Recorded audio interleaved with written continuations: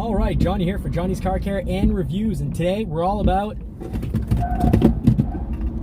accelerating in the F-150 Lightning. So you're gonna learn all about it. Marie, did you get wet or anything? I've lost my phone. You lost your phone, which is our GPS. So in this video, you're gonna find out all about F-150 Lightning, a little bit about the technology, the different drive modes. Now that was sport mode and acceleration from 0 to about 120 kilometers an hour, or about 75 miles per hour. Marie, how did you find that? It's fast. It's fast. That's the only word I have. It's fast, it's quick, surprising. Yes, and do know this, because there's going to be a lot of must-know information in this video. First thing you should really know, this has 776 pound-feet of torque, and there's no way that we just put all that torque to the wheels when we took off. The computer system is controlling everything and actually only lets you access some of that torque on takeoff, because if it let you have all of it, you'd be off the road. Wow, impressive, folks. The dogs are actually quiet because they're like, we better behave, otherwise daddy's gonna give it the beans again, give it the gas, put the pedal to the metal. So they're behaving, hoping that I too will behave. Doggies, don't worry, it's all done. The rest has already been done, and we're going to be showing it in the video. So stay tuned for more pedal to the metal action.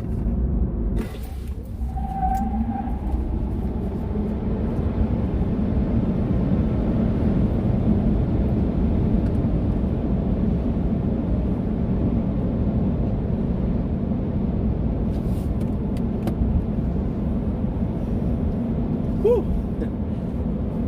Is that too fast for you? Okay. Yeah, a little bit fast. A little bit fast. Is your tummy okay? Yeah. Yeah. So that is the acceleration on the F-150 Lightning, just in normal mode. So if you want to switch over to your sport mode, and I don't think I'm going to get the okay to do that again, am I? You just hit the buttons up top, the little slide buttons. So I'll show that again. You hit the little dot and slide buttons up here, pop up, you go from normal and you can put it right into sport. Now locking the differential, that's only going to be something you do if you're having trouble getting through some slippery snow, some thick snow, mud, or sand. So that's for when you need to drive in a straight line out of some snow or sand. Now the three dots here on the wiper stick, you put it to 3-dot mode, and that is your automatic wiper mode. So it detects how much water is on the windshield, and when there's enough adequate amount of water that it needs to remove it, it does so, and it will slow down, speed up, or turn off based on the need, so you don't have to touch your wiper blade stick any longer. So really love the technology on the F-150 Lightning, and it is a total blast to accelerate in. Faster, and you'd personally let go of the pedal when you accelerate in the Porsche 911. I was surprised, so I let go of the pedal. It was too much. You let go of the pedal. There's a such thing for you as too much acceleration, I guess. It's because I'm a good driver. It's not normal to accelerate like that.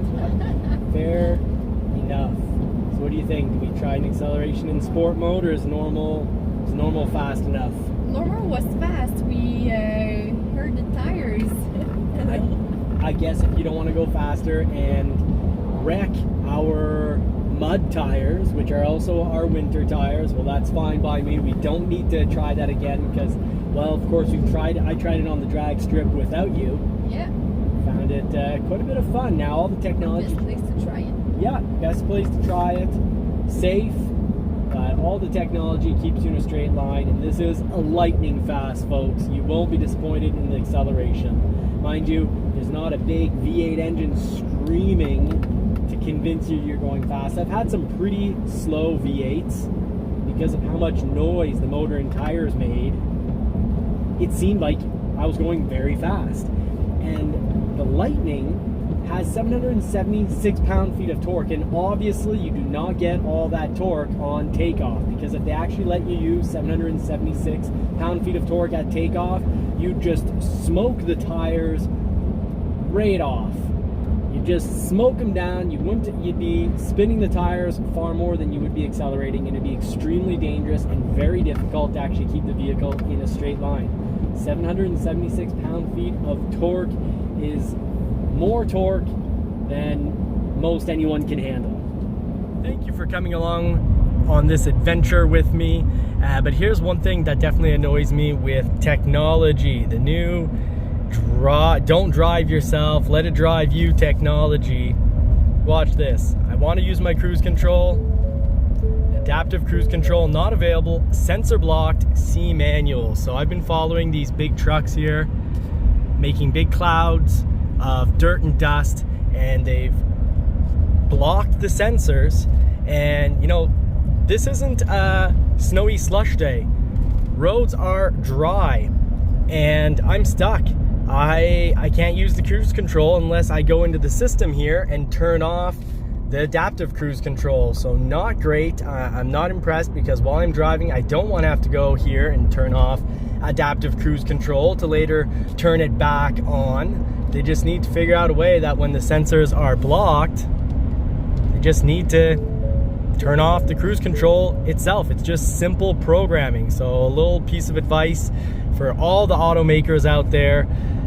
Let's see who gets this done first. So the tip: when the sensors are blocked, don't remove all cruise control from us, because adaptive cruise control cannot safely function with blocked sensors. Just turn off automatically the adaptive cruise control, because we don't want to be driving. If we're driving on our own, we don't want to have to go into the menu, and these screens are getting more and more complex, more confusing, harder to find things in, and we can't be driving and trying to tap around. You know, I've got a lot of experience with this truck, because we're doing at least 1 year review. It looks like we're at 12,000 kilometers, but you got to hit there, and then you've got to go into the driver assist, wait for it to load, take your eyes off the road, get frustrated, and then you have to go to cruise control right here, and you need to turn off the adaptive cruise control. So, you know, even at this, it's like, okay, and then I have another button to hit. Normal cruise control. There we go. Now let's try it. And now it works. So a lot of work. So let's see which manufacturer programs their vehicles so this gets done. If your vehicle already does do this automatically, turning off the adaptive cruise control when your sensors are blocked, please let us know. But check out this beautiful scenery. Big fat sun in the sky, passing by the oldest vehicle model that exists. I've passed a lot of horses, so if you're a horse lover, if you've owned horses before, let us know. I've owned horses before, and I enjoy horseback riding quite a bit, but since I'm not on the farm anymore, no more horse. But a nice little adventure to go check out that vehicle we just showed you. Thank you so much for being part of the community. Please hit the thumbs up button, subscribe, turn the bell notification on, because we give you all sorts of interesting information, must-know information to save you thousands. And anyways, subscribing and watching the videos does help and feed and dress those poodles. We've done, I'd say, about 260 kilometers, so about 160 to 180 miles, and we are in not trouble. But let's see how we can find a charger, because we only have 112 kilometers, so about 70 miles left. So that's a bit of a surprise. So let's switch over to the screen here. Check this out. So on the screen here, you hit your little buttons here. Hit the house. After you hit the house, go and find navigation. Right here, navigation. And we can check out and see where are our chargers. So we've got navigation. Hit the where to button. This pops down and you go to chargers.